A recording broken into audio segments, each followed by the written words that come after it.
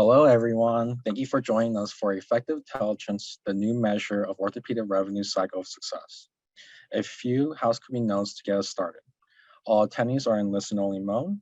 We will be using the Q&A function today to gather questions for our speaker. We will not be using the raise hand function.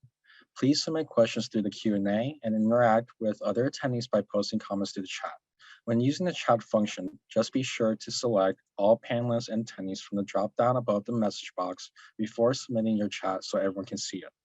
This webinar is being recorded. Please know we will be sending all registrants the webinar recording and PowerPoint slides via email in the next couple of days. Our speaker for today is Matt Seafield from MedEvolve. Now I'll turn it over to Matt to get us started. Thank you. Welcome, everybody. Glad you could take a few minutes on what I believe is Tuesday. I feel like in this COVID age, time seems to fly more and more. Just quick introductions for myself. I've spent my entire career in healthcare revenue cycle management, both on the acute and the ambulatory side. My primary focus has been building workflow automation, virtual communication tools that sit on top of practice management, patient accounting systems, along with the analytics required to really run an efficient rev cycle. Here at MedEvolve, I'm the Executive Vice President. I run all of our data science, workflow automation development teams. I oversee RCM operations and head up business development. I'm also a founder of my LifeLink, the free virtual community app for those suffering from physical, emotional, and or behavioral addiction. So any of the attendees know some folks that need some community, download it free on Apple or Google. So I'm going to run through today's revenue cycle challenges. I'm going to introduce this concept of effective intelligence, what it is and why we need it more than ever, and then really look at how it's transformed, how transformation can occur, by using these models per se. And I'll talk a little bit about how we've used it internally with our own RCM department to really become lean and effective and improve our net collection rate for our clients. So we got a couple polls here, just by show of hands, or I guess it's virtual hands. You should have a poll screen. What type of organization are you with? Hospital, health system, private practice, private equity or venture capital-backed medical group, IDN consultant or other. Looks like we've got a lot of private practice out there. Let's see, some consultants, kind of looking at, so primarily it looks like private practice, independently owned. Okay, good.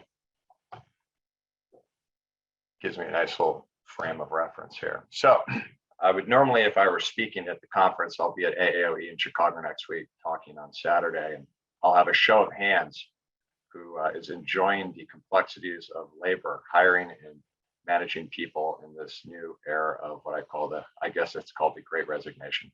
I was on the phone this morning with our VP of HR talking about the high turnover rate we're seeing in our revenue cycle departments.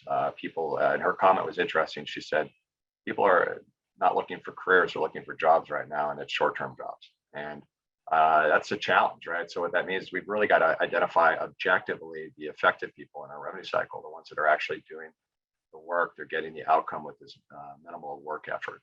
That's what really the primary focus of this webinar is to talk you through some tactics and ways in which you can do that.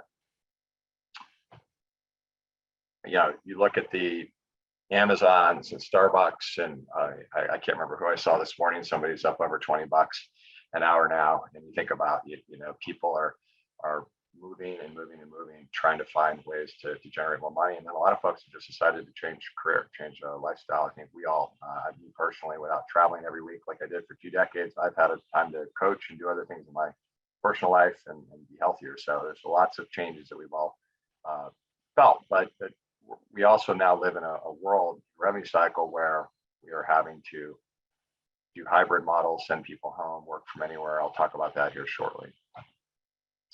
MGMA, I spoke at the MGMA Finance Conference a couple weeks ago in Atlanta. Talked about the statistics, 73% medical practices rank staffing as their biggest challenge. That number, I think, is higher now.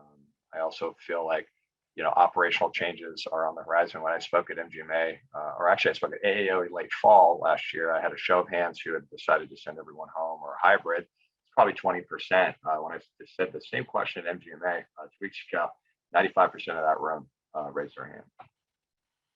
So the remote workforce is here to stay. I really don't believe we're going to end up in a world where we're all be back in cubicles and offices. I know a lot of clients who are converting office space to exam rooms to generate more throughput and generate more revenue. So the question is, if we're sending everyone home, how do we monitor them, right? How do we know who's working, who's not working, and more importantly, who's effective? We talk about automation. We really had to look at automation a few years ago. I was asked by our board of directors in April of 2020 to try to get our margin back in revenue cycle. And the first thing I looked at was the practice management system, and I saw the inadequacies or the lack thereof tools to really generate work lists and workflows, both on the financial clearance side, pre-service, as well as the back office side. I also saw a tremendous opportunity to improve the analytics. I want to be able to see answers in seconds, not send there and run a bunch of Excel pivot tables and all that fun stuff with exporting once a month and trying to figure out where the problems are. So we've had to incubate this ourselves, and it worked. And that's really what our focus has been, is if I can lean out my staff internally here at MetaVolve and I can be highly effective for our clients, and the same will work for our technology clients. Outsourcing is definitely something that we're seeing a lot of. A lot of clients are saying they just don't want to deal with it anymore. Here's my thing on outsourcing. I don't think it's a bad choice, but I don't think it's the first choice. And that seems weird since half our business is outsourcing, but here's why. Is fundamentally in revenue cycle, it tends to be a people problem. And it doesn't necessarily mean that you have bad people in your revenue cycle teams. It means that you have folks where you're not aware of who's actually effective and who's not. And if you find the effective ones and you compensate and recognize and reward the effective ones, you will be naturally leaner and way more effective across the board. So this is really, really important here, is that don't just outsource because you think that you're just going to cut costs, right?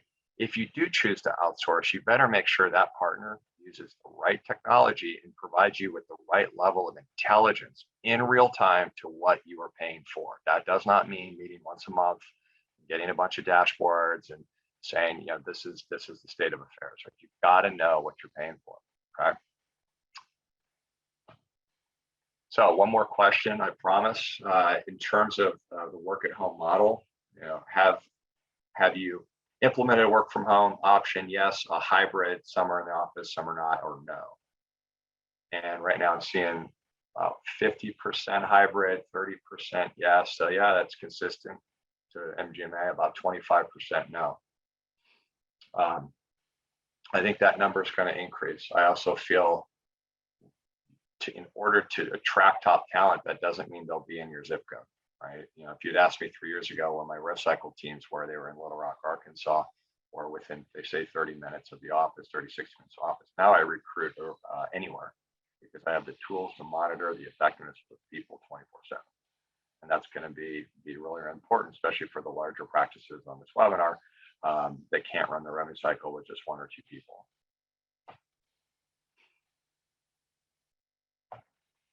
So effective intelligence, what is it and why do I need it? So this is a concept that's funny. It's been around for years in other industries, right? But healthcare loves to spend at least 10 to 20 years behind mainstream business out there. But what is it? In the way that I like to look at effective intelligence is, at the end of the day, we want margin, right? That is the goal of every practice. I don't think I've ever asked a physician practice, a physician leader, administrator, and say, do you not want margin? And they said no.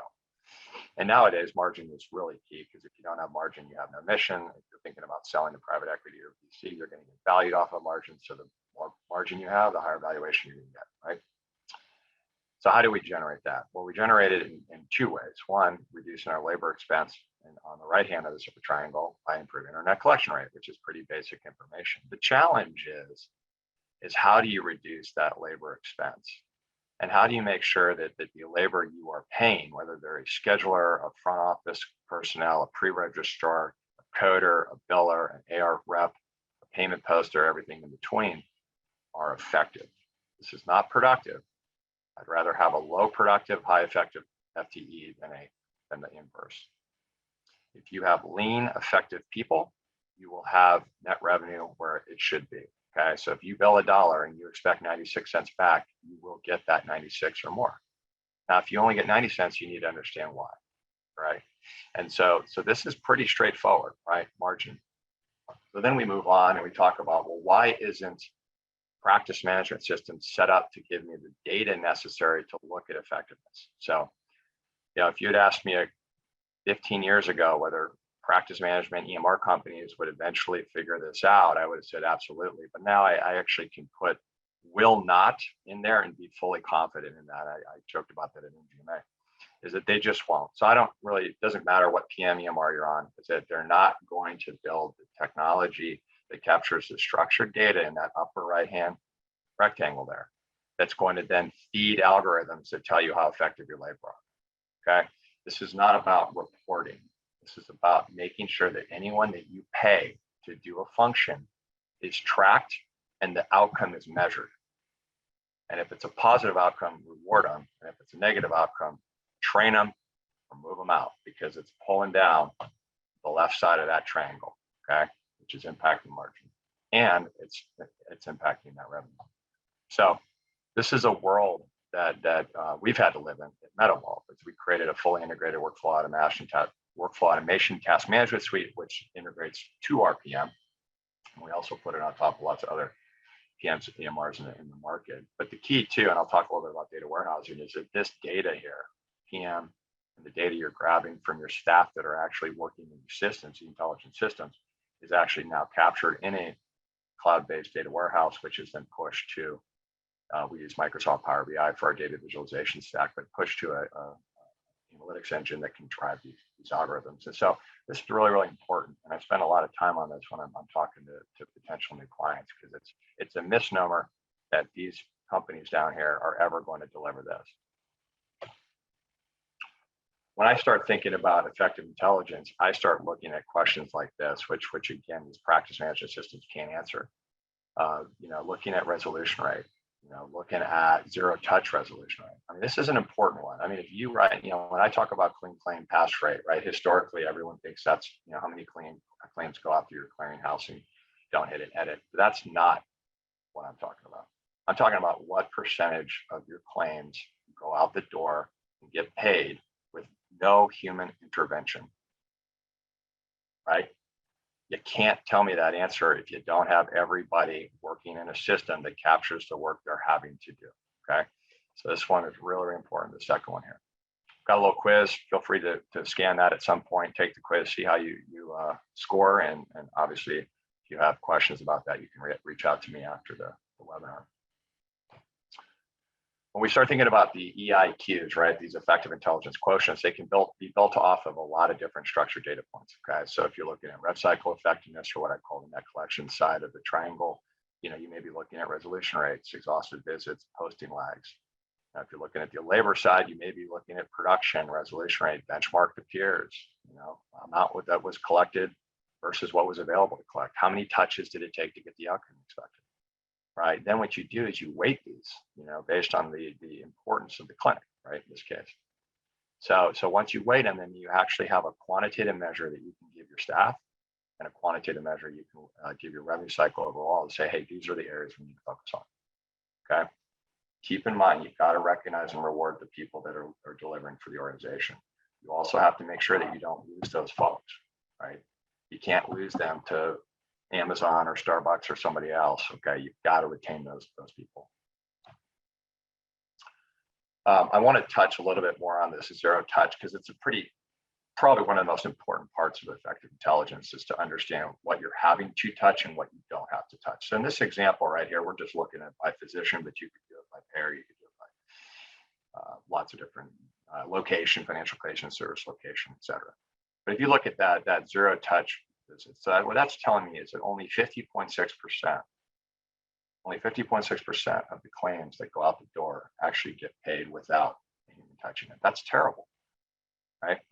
So where is it getting hung up, right? And if you look at edited there, right, that's your clearinghouse. That's 8% are getting hung up in billing edits, okay? So your old school clean claim pass rate is 92%, which is actually not great, right? We want 97, 98, but your zero touch rate is 50%. So where is the opportunity in the short term to improve?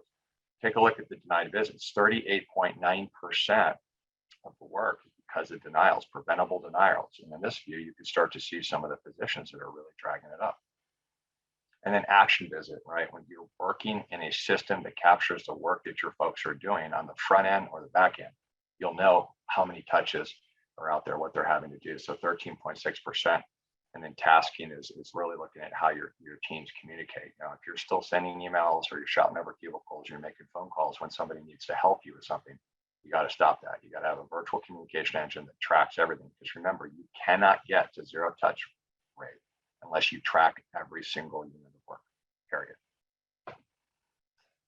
When you start looking at for example, on the back office side, wanting to see, based on visits outstanding. And by the way, you need to be able to run these for zero balance as well as open, right? So you need to see exactly what's out there that's still on the AR. You also need to be able to say, okay, tell me what history did, right? I mean, these are all zero balance accounts, right?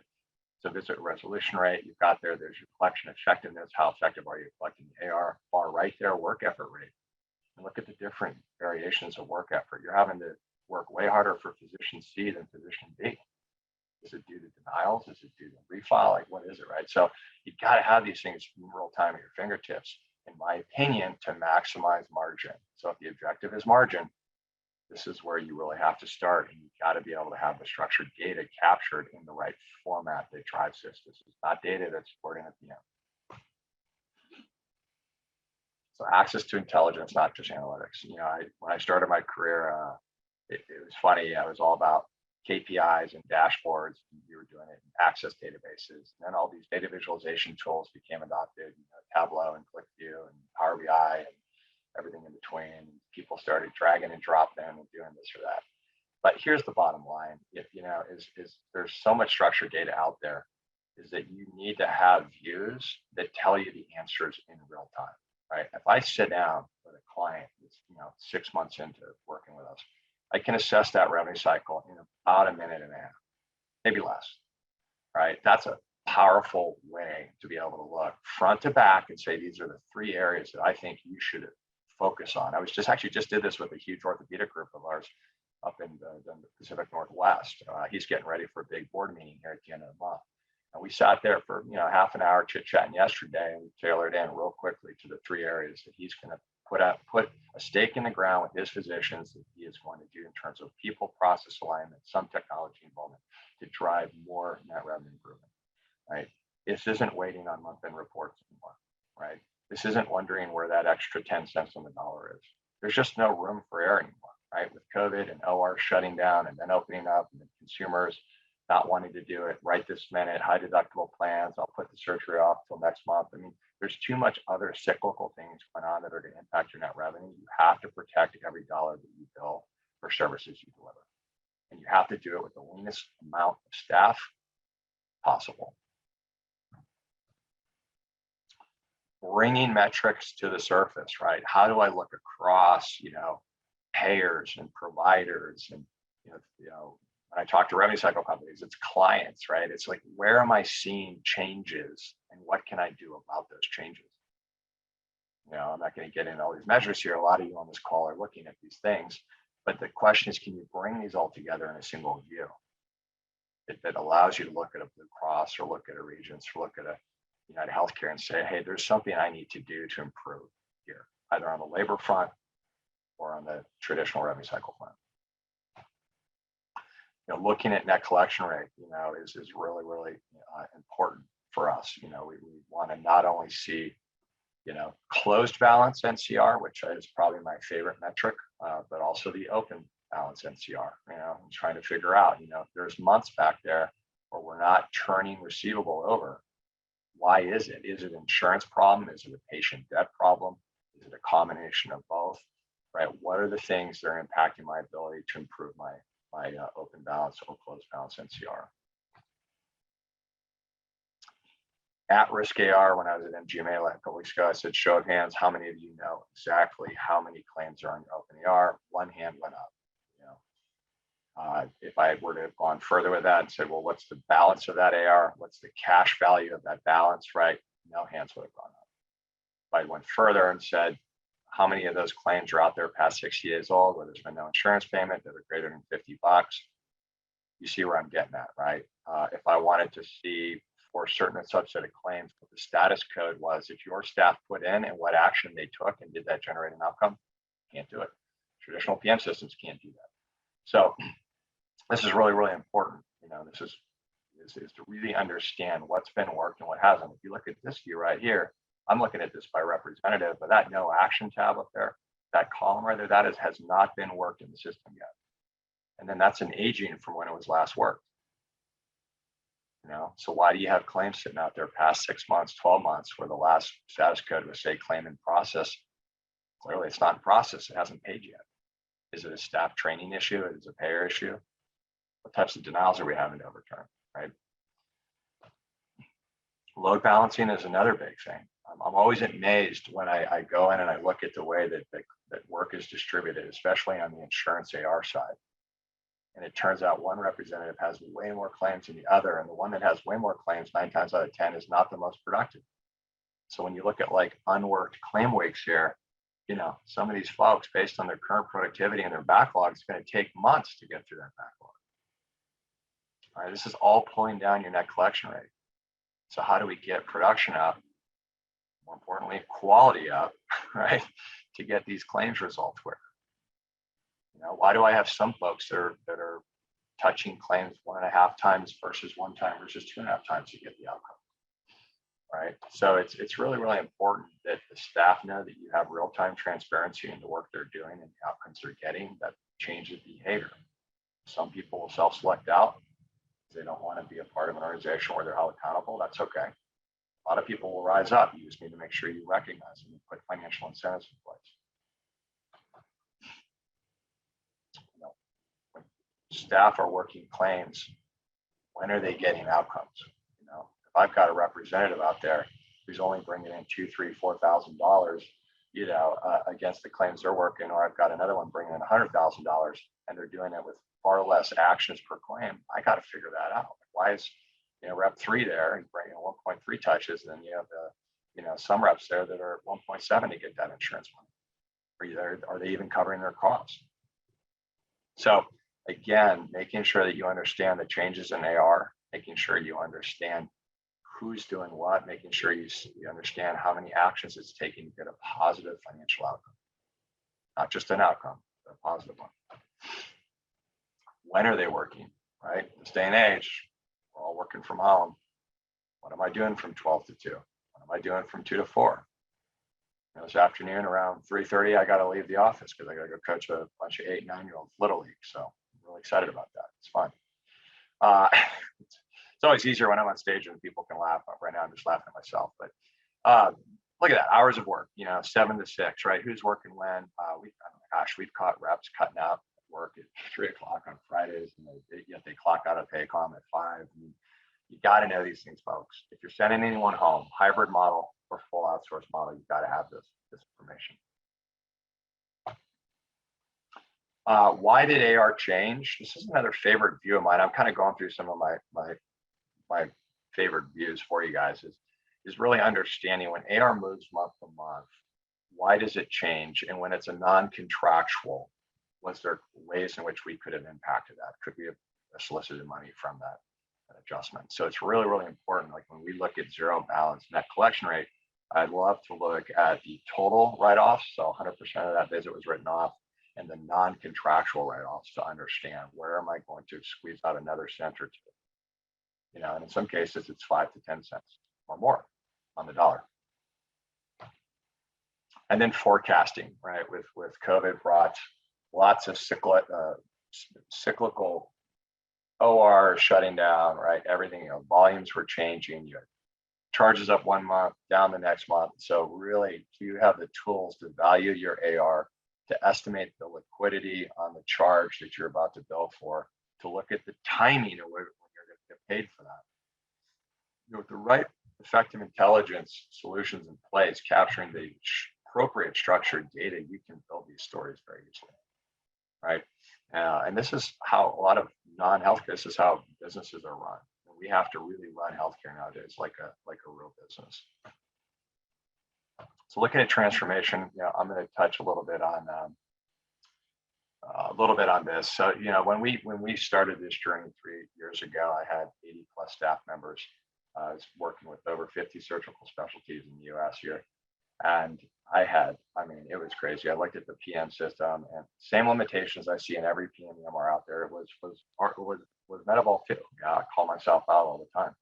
And I'll continue to do that because it is what it is, right? Manual work lists. There was a lot of choice in what people work. Somebody could come in and work correspondence one day. They could pick the 180 to 230 bucket and they could work across. There was no structure, right? There's no structure. There's no tracking.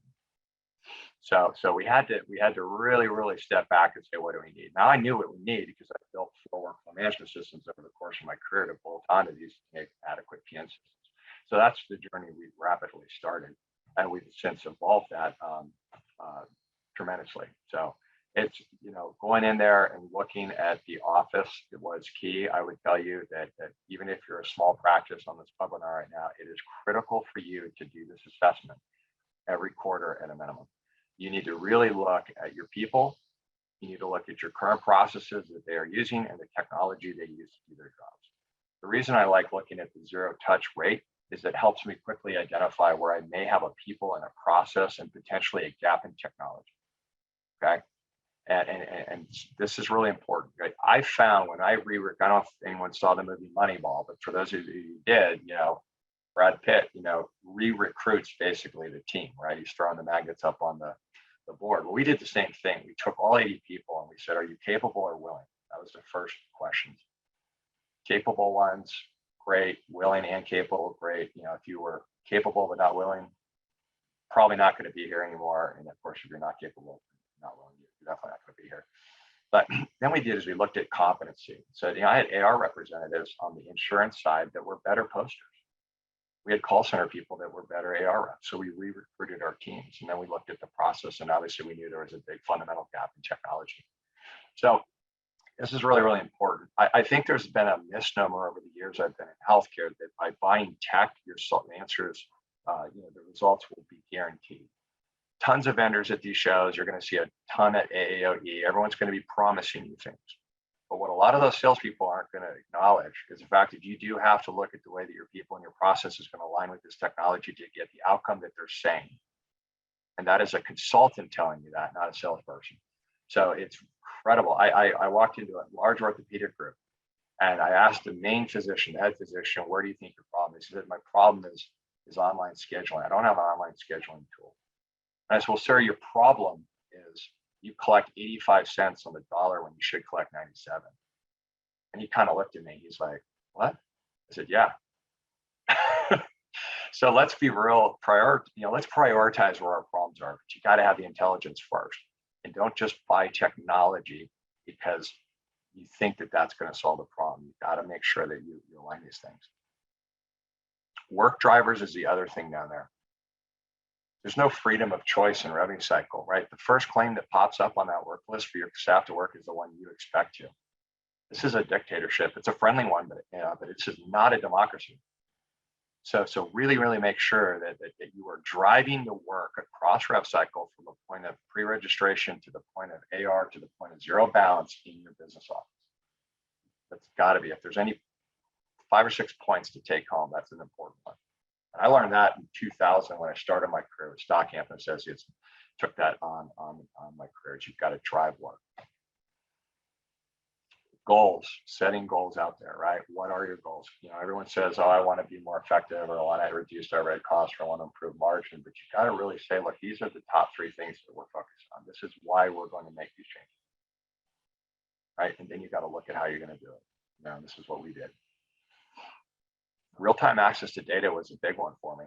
You'd asked me 3 years ago how well our cycle clients were doing. The answer would have been, well, they call us when there's a problem. And that's not a good way to live when you're an RCM company or you have an RCM business. And we don't have to worry about that anymore. I can actually call our clients now and say, that 52% of your denials are coming from your front office folks. My zero touch resolution rate is low because you guys aren't verifying benefits and eligibility appropriately. Getting pre-certs is an awesome place. So it's a different conversation. We talked a lot about real-time access to advanced reporting. We've also talked a lot about virtual workforce tools. Remember, you're sending folks home. They have to have cloud-based technology that captures the structured data, whether they're directly working a claim or they're clearing a scheduled patients prior to service, or they're assigning a task to somebody else to do some work for them. Everything has to be captured if you want that zero touch rate, which I'm telling you right now, that is the moneymaker right there, okay? There's also automation in there, claim filtering, right? Full integration to billing systems, clearinghouses, yes, you know, that is all important too. But I will tell you right now, I always hear this, I have to have an all-in-one, it has to be cloud. It doesn't have to be. You need the best system in place to get your zero touch rate right as high as possible. You need the best clinical system in place for your doctors to do their jobs effectively, right? And a lot of times those are not the same. And as we already discussed, you know, that the workflow automation and the task management system is never going to be built out in these practice management EMR systems. And so you've got to find something that you build either internally or you look at a bolt-on to do that if you want to get to that zero touch resolution rate metric among all the other things that I'm talking about today. So, right structured data, I think I've abused that enough. I think you guys hopefully are starting to understand that. The unstructured data doesn't do anything for me. Spoke with Bob at Blue Cross. He said X, Y, and Z. Well, that's a nice narrative. That doesn't allow me to go slice AR and understand how many times that's happened, right? So you got to have structured data. Documentation is key. And it's got to be stored in a place that's accessible, right? I don't care what RPM you're on, that is your data. It cannot be held hostage. I get into all these debates and conversations like, well, I'm on this PMEMR and they won't let me have access to the data. Well, what do you mean they won't let you have access? Change your system then. If you can't get the structured data necessary to drive margin, which is the business objective, and make sure you have a lean, effective workforce and maximize net collection rate, then change your system. Disparate systems call for a data warehouse, right? Data warehousing is huge. I had a show of hands at MGMA. A lot of people raise their hand that they're starting to evaluate building one out, okay? Or they've already built one out. Start to think about how I can pull PM and EMR data and then all the other system data that's out there. How many systems do you use today to run your business? A lot, okay? That data structured, it's rich. You bring it together in a warehouse and you put the right analytics reporting stack on top of that, it can be very, very powerful, okay? And then documentation. This is a consultant in me, but you know, making sure that you really understand all of the key areas of revenue cycle that are impacting that margin, making sure that things are documented, protocols are in place, people are being measured against those protocols, against those outcomes. It's really, really important. Staff have to understand where their role is, and they have to understand that they're being measured. The only way we can measure it is to be objective about it, right? It cannot be subjective in any form or fashion. So then it's designing the optimal workflow. You know, no shortage of people who will help you do that. Obviously, there's vendors out there. There's plenty of consultants out there. But remember, you know, you really need to make sure you got the right tech systems, and you have to have your people and your processes aligned with that tech system to get the results that are being promised. That's really key. And last one I'll say too, you know, is you have to be open-minded as well. When we install our workflow automation system, a lot of times we're going head-to-head with clients to say, well, we like to follow up on AR by physician. So Sally has Dr. So-and-so and Bob has Dr. So-and-so. And when we load our workflow system and we say, well, Sally only has about 2 days worth of work left and Bob has 2 months, you might want to change your methodology and maybe do it by pair or something else, right? So you have to be open-minded when you're working with the right partner who's bringing subject matter expertise to the table, not just technology out of the box. And I think we've kind of run through this, so I'm going to move on here. Virtual communication for a virtual workforce. You know, we talked about this a little bit with tasking. You'd asked me 3 years ago, how many tasks are out there outstanding, whether I'm waiting on a client to get back to me or I'm waiting on somebody in my revenue cycle team to get back to me? The answer is I have no idea. I mean, we had phone calls, we had listservs, we had emails, we had spreadsheets, Smartsheet, Excel, everything. I mean, there was no shortage of lost data out there. So we had to build a virtual workforce tool that allowed us, if you need some help, I'm going to assign you a task, and now the clock is ticking up. You're going to be held accountable for that. So think right now yourselves, how much chatter is going on in your revenue cycle, including working with physicians to get denials overturned, make sure that the pre-certs are in place so the patient balance is collected. Each one of those chatter points, that's the technical term, is work, and it's money. It's money you're paying somebody to do or not do. Right? This is all about margin, the triangle slide, and you've got to know what every single piece of chatter is, right? Got to. Deloitte did a study. It's not surprising. Healthcare had only about half, 50% saying is that they had the right task management productivity solutions in place. Obviously, there's a huge opportunity to improve that in healthcare, especially on the revenue cycle finance side. And then making sure that you're able to really understand what's being out there, how old these tasks are, right? Who's got them? What's the value that's being hung up on the receivable, for example, because they're not collecting these things timely, right? All these things have to be warranted, and your staff have to know that you have access to this data. There's nowhere to hide. One of the things we noticed right away when we installed our workflow automation system in our own RCM shop is about 80 to 90% of the claims did not require immediate follow-up today, yet we were staffed for it. Silly, right? It's insanity. And that's wholly true, right? Is that we staff a lot of times for the stuff that doesn't need to be looked at, where we really need to be sophisticated and staff for the things to do. And you'll see a big reduction in labor dependence just by having the right claim system that actually carves out the nonsense. Okay, now some of that nonsense may require action tomorrow, but it doesn't need it today, so don't waste FTE dollars on it. So, installing a workflow automation system, people are now being held accountable for outcomes, not just actions. People are now being watched.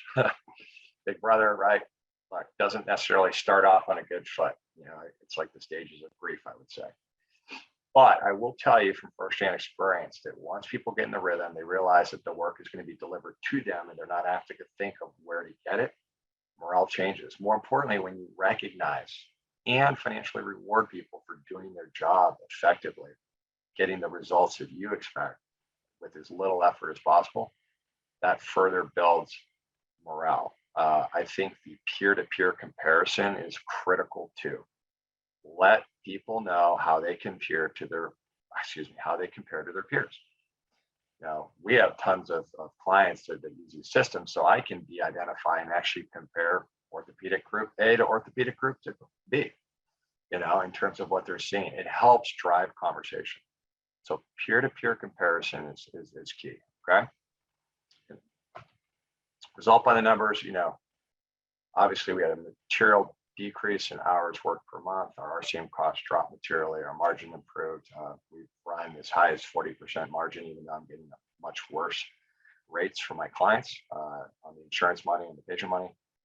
RCM staff dropped materially as well. Overtime was pretty much knocked out. So, pretty good success for us. And then we've seen that obviously with so many of our clients, but a lot of them are in the orthopedic space as well.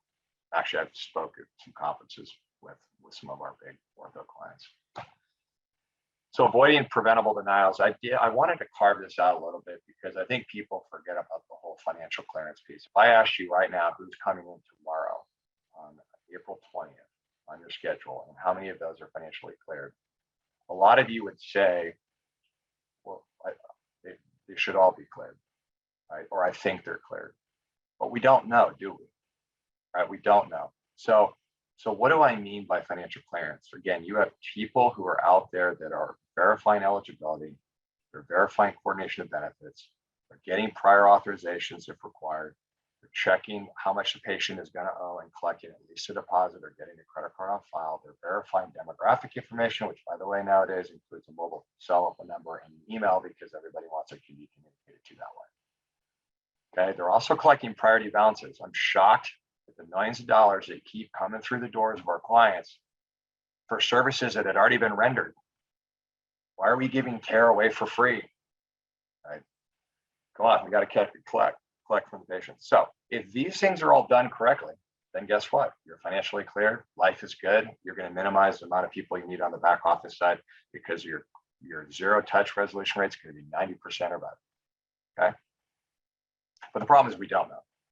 So you got to have the right workflow management system in place that captures the structured data from every person who's responsible for some of these functions. Okay. This is also an area where you really need to think about centralization.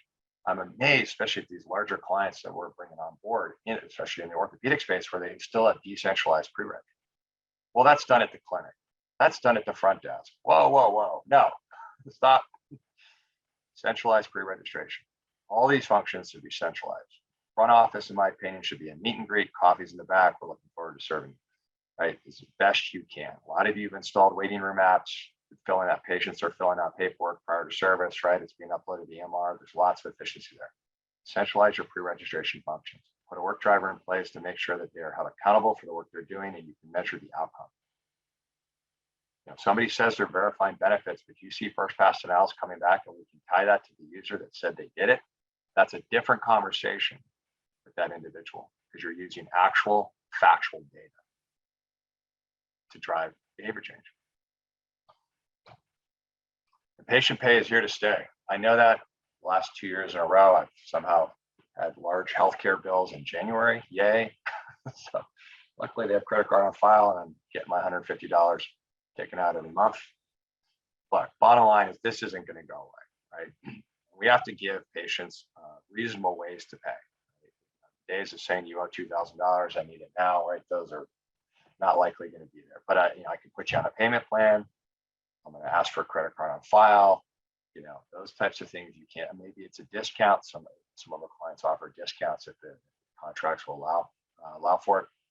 But you've got to really look at that. I'm still shocked, even in elective surgical markets, the high amount of bad debt write-offs and the large amount of self-pay AR. Much of that self-pay AR is scheduled to be seen again. Think about that. So we've got to get our arms around this because it's not going away. You know, 20 years ago, if you collected from the patient or not, it didn't matter. Like 5 cents on the dollar came from the consumer, but now it could be 50% or more, right? 55% or more. Most patients do want to pay their bills, most, not all. So you've got to make sure that the whole financial counseling process is a part of that pre-reg, right? Is that, hey, this is what you're going to owe. This is what you already owe from prior visits. Let's get you set up on a payment plan. Let's get a credit card on file, whatever that is in place. Or if you give us a large payment now, we can write off the rest. You know? So think about that. You know, the No Surprises Act, right? Price transparency, we're hearing all about it, but part of price transparency is great for the consumer, but they also have to pay for it. You got to pay their bill.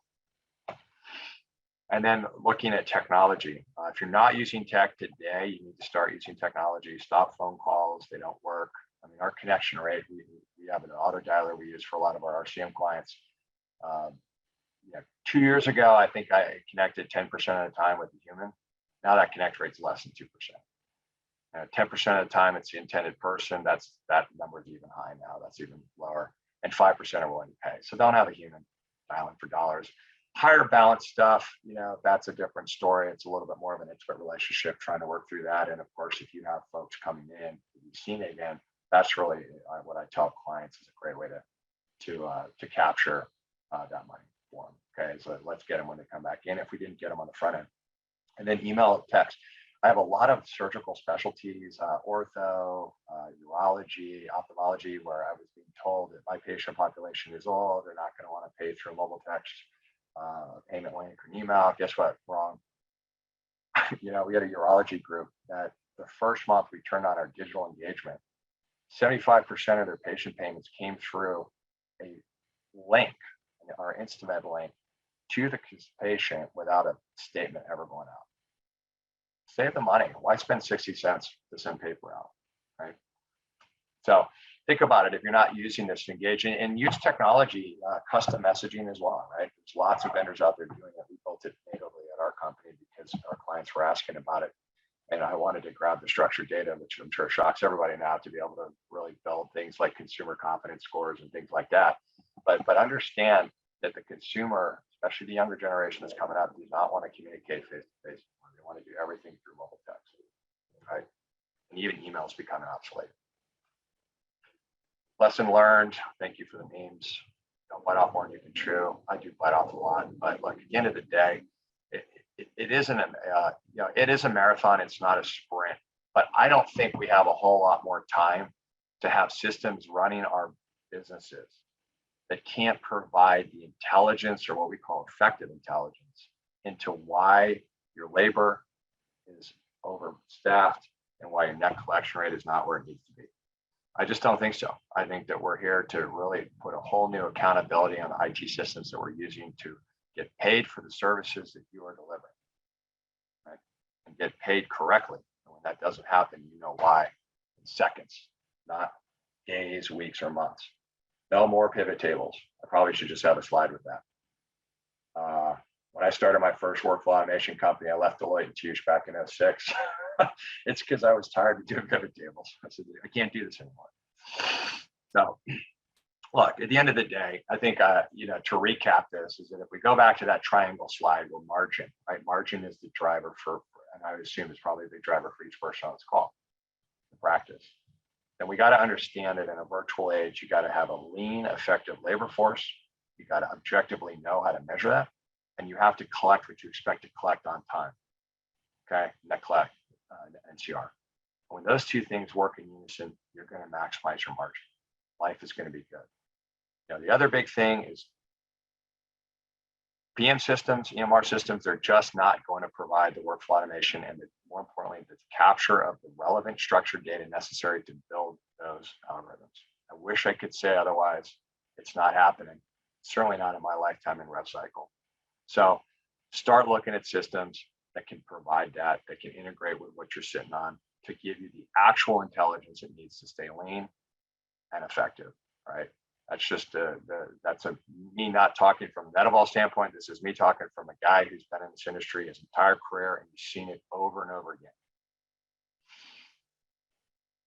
I think there's some questions that are being run around. For those of you that want to take the PIQ quiz, go for it. It's super fun. Our VP of marketing set it up. I'm not technically savvy enough to do things like that, but we'll continue to add more questions to that as we advance our algorithms. But it's a fun little way to check things out. And of course, as you're going through questions or thoughts from the webinar, you can certainly reach out to us, reach out to me directly if you have anything out there. And I think we've got some time, a little bit of time for some Q&A here.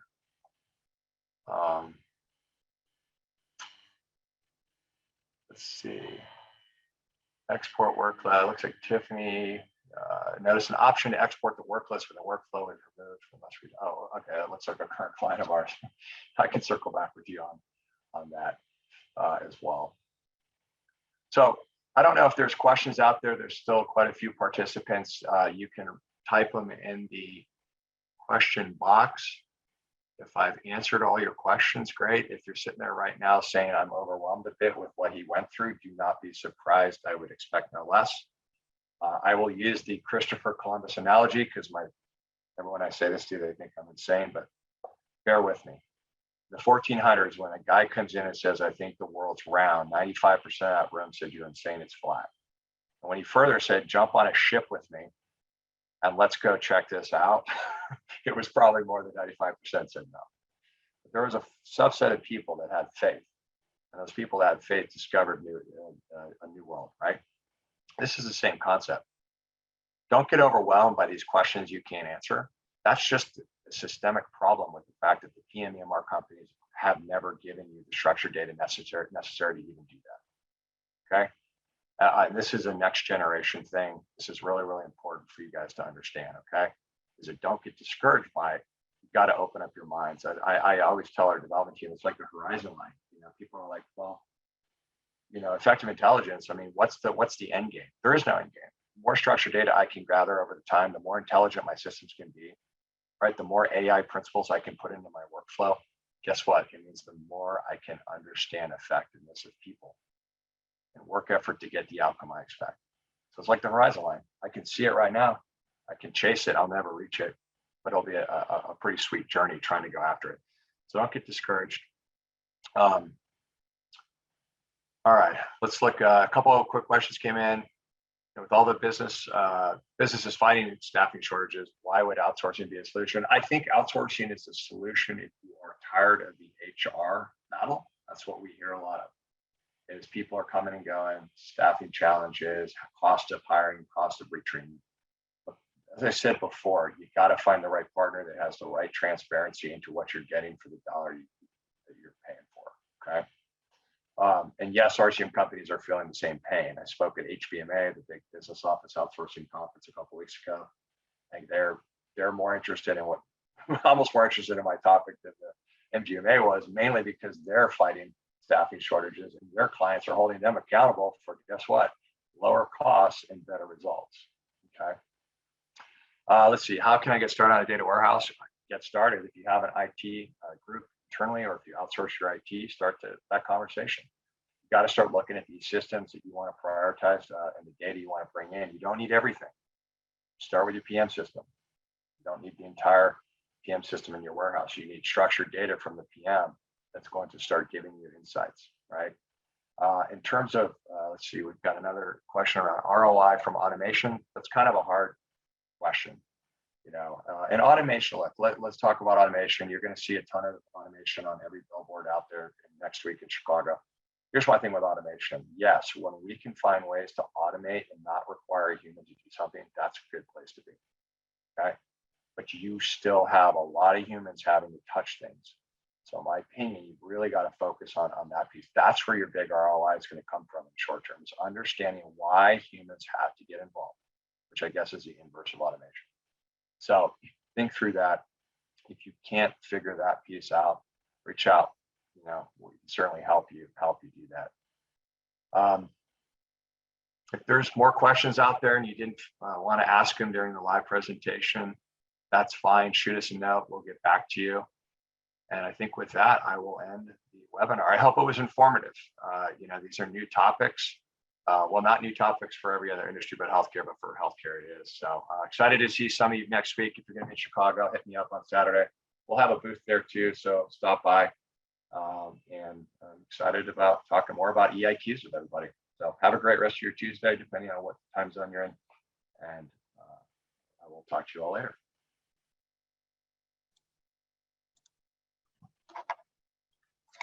Awesome.